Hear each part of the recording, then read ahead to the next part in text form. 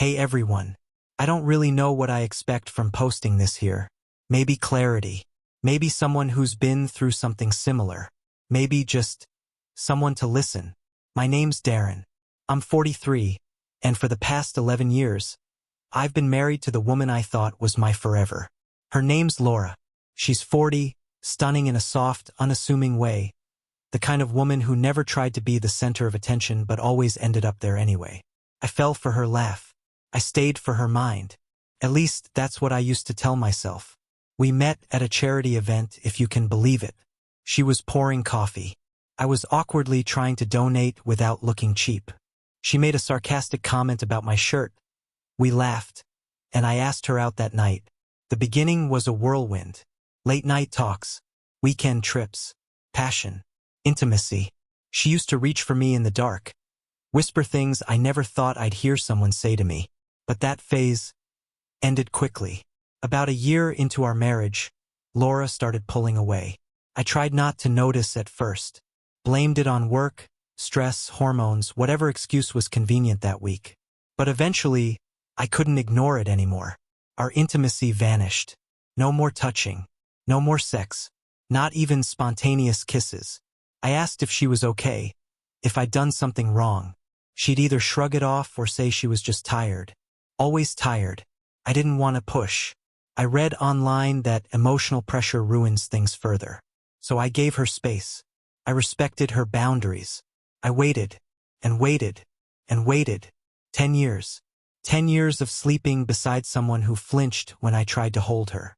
10 years of hearing no every time I reached out. 10 years of telling myself this was just a dry spell. That love looked different as we aged. That I was lucky to have her at all. You might think I'm weak for staying. Maybe I am. But when you love someone, really love someone, you start believing things that aren't true just so you don't lose them. I thought if I was patient, if I supported her, things would come back. That somehow the version of her I married still existed underneath the silence. And then, last week, I found out everything. Laura had gone out of town for work, or so she said. A simple 2-night conference in Chicago. I even helped her pack, kissed her goodbye, told her I'd miss her. She said, "Don't wait up." She wasn't lying. I shouldn't have waited. The truth came out like something from a bad movie. I got a call from my buddy Jake, someone I hadn't spoken to in months. He sounded weird, quiet, almost afraid. "Darren, I don't know how to say this, but I saw Laura. She was at the Ridgeline Hotel in Estes Park. With someone." I laughed. I told him she was in Chicago. He swore on his life. Said he was there on business, saw her with his own eyes. Said they were holding hands. I felt like I'd been punched in the throat. I didn't believe him at first. But then I opened her location history on our shared cloud account. She had forgotten to disable syncing. Not only was she not in Chicago, she had never left Colorado. And that's when I saw it. 2 check-ins at the same hotel. One on Tuesday, one on Friday. 2 separate nights. Same room number. Same companion. I even got a name from the reservation, Ethan Palmer. I didn't know who Ethan was. I do now. He's her coworker. A guy she claimed was annoying. Too flirty, she once said. Not my type. She rolled her eyes when I asked if he ever made her uncomfortable. Apparently not uncomfortable enough. Here's the part that still haunts me. I found photos. Not scandalous ones, but worse in a way. Smiling selfies. A photo of her and Ethan clinking wine glasses, her hand on his chest. And one photo, the one that destroyed me. She was looking straight at the camera, with that same crooked smirk she used to give me. Back when she loved me. Back when she used to say yes. And here's the kicker. For 10 years I had asked her, begged her, to go to couples therapy with me. To travel together again. To do something spontaneous. To even consider being close again. She said no. Every single time. And yet she did all those things with him. In the same week. Twice. Not with me. Not even with guilt. But with a smirk. The next day I didn't go to work. I didn't even pretend to try. I just sat in the living room, staring at the blank TV screen while the morning sun climbed across the floor. The house was silent. You know that kind of silence that feels loud? Every creak in the walls, every hum from the fridge felt like it was mocking me. The air itself felt heavy, like it knew what I had just learned and didn't know how to tell me it was real. Laura was due back that afternoon. Could have called her. Could have screamed through the phone and demanded answers. But I didn't. I didn't even know what I wanted to say. I felt paralyzed. 10 years of swallowing disappointment doesn't prepare you for the flood that comes when the dam finally breaks. When her car pulled into the driveway around 4 p.m., I didn't move. I just sat there watching through the curtains as she stepped out like everything was normal. Same suitcase, same calm stride, same fake smile she'd worn for years. She walked in, closed the door behind her, and said, "Hey, babe. Sorry I'm late, traffic was awful." That was the first lie of the evening. I didn't respond right away. I just looked at her. I think she noticed something in my face because she tilted her head and said, "Everything okay?" I asked her calmly, "How was Chicago?" She blinked. That blink was too slow, too calculated. She answered, "It was good. Long though. I'm exhausted." Second lie. I stood up. My voice was still weirdly level, which scared even me. "I talked to Jake. He saw you in Estes Park." That's when it started. The pause. The visible twitch in her lip. The micro glance to the side. She was calculating her next move just like she always did when cornered. She tried to laugh. "What?" "No, he must have seen someone who looked like me." I didn't say anything. I just reached into the drawer by the couch and pulled out the printed reservation confirmation. Her name. Ethan Palmer's name. Room 412. 2 separate nights. Her face went blank. Not shocked. Not guilty. Just blank. And then she sighed. That sigh told me everything. She sat down calmly like we were about to discuss bills or what to order for dinner. "Okay, I guess there's no point in pretending." No point in pretending. That phrase echoed in my head. For 10 years she had been pretending. Pretending to be tired. Pretending she wasn't feeling well. Pretending like I was crazy for wanting to feel wanted. And now? Now that she'd been caught, now it was all so casual. So empty. I asked her why. Not in a screaming way. Just a genuine, defeated question, "Why did you do this?" And her answer. Her answer shattered me more than the betrayal itself. "I don't know. I guess. I needed to feel alive again. I needed to feel alive again." Those were the words of the woman I held through her panic attacks. The woman I drove to the ER at 2 a.m. when she thought her appendix was bursting. The woman I supported when she got laid off, when her dad passed, when she didn't get the promotion she cried over for 2 days straight. And now, because Ethan made her feel alive, I was discarded. She didn't cry. Didn't beg. Didn't apologize. In fact, she almost seemed relieved. And then she had the nerve to say, "I didn't mean to hurt you, Darren. But you must have known something was broken between us." Oh, I knew. I had known for years. But unlike her, I didn't fix it by sneaking away to hotel rooms with a coworker. She stood up like the conversation was over, as if the truth had been neatly laid out and now we were supposed to move on. "I need some time to think," she said. I laughed. That laugh came from somewhere I didn't even recognize. "You already took your time. 2 nights of it. Didn't seem like you were doing much thinking then?" She rolled her eyes. That was the moment I realized she wasn't sorry. Not for cheating. Not for lying. Not even for the years of rejection she'd forced me to endure. She had already made peace with her decision. What she didn't expect was that I'd start making mine too. That night, after she went upstairs and shut the bedroom door behind her like she always did, as if the world beyond it didn't exist, I sat at the kitchen table until the moon climbed halfway up the sky. I couldn't sleep. I didn't want to. I couldn't believe the woman who used to sleep on my chest, who once whispered, "You're my safe place," could now sit 10 feet away with no shame, no apology, no remorse. Just cold detachment, like she had been counting down to this betrayal for years. I thought about all the times she said no to me. Not just sexually, though yes, that too, but emotionally. No to date nights. No to holidays. No to spontaneous road trips. No to therapy. No to opening up. No to touch. No to laughter. No to connection. And yet she said yes to him. Twice. In a single week. Without hesitation. Without flinching. And with a smirk. That smirk kept echoing in my head. I'd seen it once when I peeked over her shoulder while she texted someone. She told me it was a meme. I believed her. God, I believed everything. By 3 a.m. I got up and went into the guest room, the one I'd slept in more times than I care to admit. It had become my place of exile every time she wasn't in the mood or had a headache. I opened my laptop, pulled up Ethan Palmer on social media, and started digging. I needed to know who I lost my wife to. He was younger than me. 5 years, maybe. Gym rat. Full set of veneers like he was trying to smile with money. His profile was full of posts about hustle culture and fake deep captions about living without regrets. That part made me nauseous, especially when I scrolled far enough to find a blurry photo of a woman's hand holding a wine glass on a balcony. Same nail polish Laura wore the night she left for her so-called conference. Same bracelet. I compared timestamps. It was taken Friday, while I was home watching the Weather Channel and heating up leftovers. Alone. So I screenshotted everything. I had no idea what I planned to do with it, but collecting receipts felt like the only thing I could control. I kept telling myself I wasn't going to do anything dramatic. I wasn't going to shout. I wasn't going to threaten. I was done giving her my pain. All I wanted now was the truth and maybe a sliver of dignity to stand on. The next morning, Laura acted like nothing had happened. She made toast, hummed, read emails at the kitchen counter. She even asked me if I wanted to go grocery shopping. Grocery shopping. It was surreal. I looked at her and realized I didn't even know this person anymore. Somewhere over the years, the woman I married had been replaced by someone who could lie to my face while spreading jam on sourdough. So I said no. She blinked, clearly caught off guard by the word she'd used so freely against me for a decade. No, she asked. No, I repeated. I'm not going anywhere with you. Not anymore. She set the butter knife down.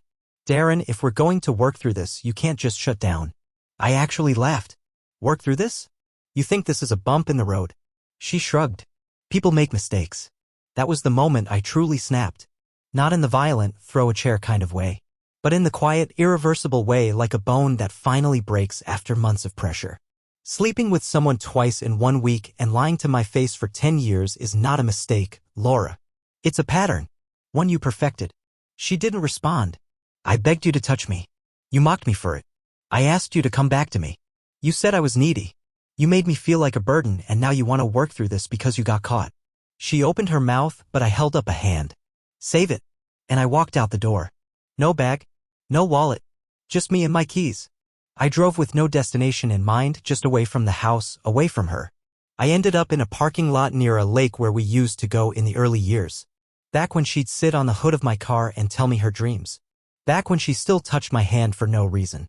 Back when us still meant something. I sat there until my phone buzzed. It was a message from her. Let's not make this dramatic. We can talk when you're calm. Dramatic. I didn't answer. I just stared at that word. That's all. She thought this was drama. Not pain. Not betrayal. Just inconvenience. That's when something inside me hardened. I had spent 10 years being patient, supportive, loyal, and for what? To be replaced by a guy who posts shirtless gym pics and quotes Aristotle wrong? I knew what I had to do next. If she thought this was going to end quietly, she was going to be very, very surprised. I didn't respond to her message. I just sat by that lake for another hour, then drove to a nearby diner I used to go to before life got complicated. Ordered coffee, stared at nothing, and let my thoughts burn through my skull. Eventually, I realized I couldn't avoid the inevitable. I needed to talk to someone, not her, not Ethan, someone who wouldn't feed me lies. So I called my sister, Rachel. She answered on the second ring. Hey, big bro. You okay?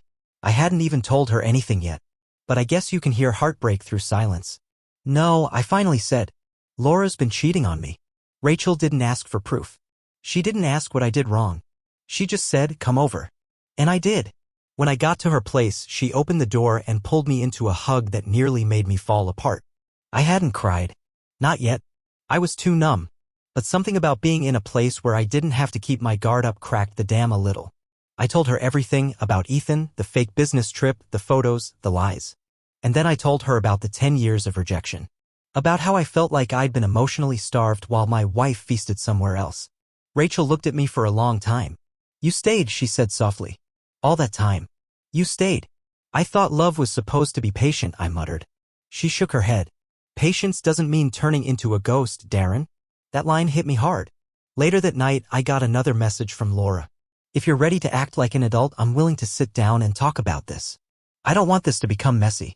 Messy? As if this wasn't already scorched earth. But I responded.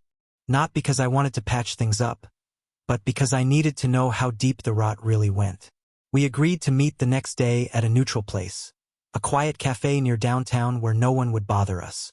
She showed up in a beige coat, hair done, minimal makeup, like she wanted to look presentable but not like she tried too hard. I noticed everything. That was the problem. I still cared enough to notice. She sat down and opened with, "I'm glad you came. I think we should both try to keep this civil." "Sure," I said. "Let's be civil. You first." "Why him?" She didn't even blink. "He listened to me." I almost laughed right there. "I listened to you for 10 years, Laura. I built my whole damn world around trying to understand you." She looked away. "Not like he did." So that was it. All it took was someone else to give her attention, and suddenly our vows were void. 10 years of loyalty versus a guy who complimented her shoes at work. And then she said something that chilled me to my core. "You always wanted more from me than I could give." It sounded so rational, so calm, but it was the coldest thing I'd ever heard. Because what I wanted was love, connection, truth. And now I was sitting across from someone who had turned our entire marriage into a version of events where I was the one asking for too much. She talked about moving on and respecting the past. She said she didn't plan to start anything with Ethan. That it just happened. She used that phrase 3 times, "it just happened." She never once said, "I'm sorry." I got up before she could finish her tea. "You know," I said, "for 10 years you said no to everything I asked of you. And then you said yes to him twice in 1 week. Not even a hint of regret. Just a smirk." She didn't stop me as I walked away. This time I wasn't the one being left behind. I didn't go home after that meeting. I drove around for a while, then booked a room at a budget hotel near the edge of town. I just needed space. Not the guest room, not the couch, not the driveway where she could look out and see me sulking. I needed real distance. Somewhere I could think. Or not think. I sat on that stiff bed with the old floral blanket and stared at the ceiling fan spinning slowly above me. My phone buzzed several times, her name flashing on the screen like a warning. I didn't answer. I didn't want to hear another word about healing or being honest. I wanted her to feel, for once, what it was like to talk into silence and get nothing back. The next morning, I checked my email and saw a shared document notification from her. It was a proposed separation agreement. She really wasted no time. She'd already split things down the middle. Who gets what, who keeps the car, who stays in the house. Her tone in the notes was eerily professional. Like she was wrapping up a business deal, not dissolving a marriage. There was one line that really got to me. In the section about our joint accounts, she wrote, "We both know you weren't contributing much emotionally in recent years." That was her justification. Her way of painting herself as the wounded party. The woman who endured a loveless marriage until she found light with someone else. It made my blood boil, because for 10 years I was the one who kept showing up. I was the one who kept hoping. I was the one who tried to fix what she was quietly destroying. She didn't expect me to fight back. She thought I'd roll over, sign the papers, maybe cry quietly in the corner like I always had. But I wasn't going to let her write the ending to a story she never respected. I called a lawyer, not a cutthroat type, just someone who could help me stand up straight again. I explained everything, the affair, the emotional neglect, the lies. I showed him the hotel records, the screenshots. He nodded slowly and said, "You've got more leverage than you think." That same evening, I made one last visit to the house. I needed a few things. When I walked in, she was on the phone, pacing the living room. She froze when she saw me. "Darren," she said quickly, covering the phone. "You should have let me know you were coming." I didn't respond. I walked past her, grabbed a box I had packed weeks ago but never taken out of the garage, and started collecting my things. "You don't have to do this like a stranger," she said. I looked at her. "You slept with one." She didn't reply. Before I left, I said one thing I'd been holding in. "You've been telling yourself a story where I failed you, but you never once admitted how you stopped trying years ago. You killed this long before Ethan showed up." Then I walked out. No goodbyes, no tears, no second chances. Just silence, the same silence she gave me for a decade. About a week after I moved out, things started to shift. Not with her, she stayed silent, but with the people around us. Friends, family, neighbors. People who used to smile politely at our get-togethers suddenly had questions. Some had opinions. And a few had stories. It started when Rachel forwarded me a message from one of her friends, someone who used to work with Laura years ago. It said, "I'm so sorry about what happened. I always wondered about her and that guy from her office. They were always working late together back in 2019. That was the year I got sick. I was in and out of the hospital for a stomach issue, nothing life-threatening but scary enough. I remember Laura bringing me soup once. Just once. The rest of the time she said she couldn't miss work. Now I knew why. I kept digging. Quietly. Carefully. I started asking subtle questions. Calling people we both used to spend time with, old friends we hadn't seen in a while. The kind of friends who aren't loyal to either side, just observant. And what I found made my stomach turn.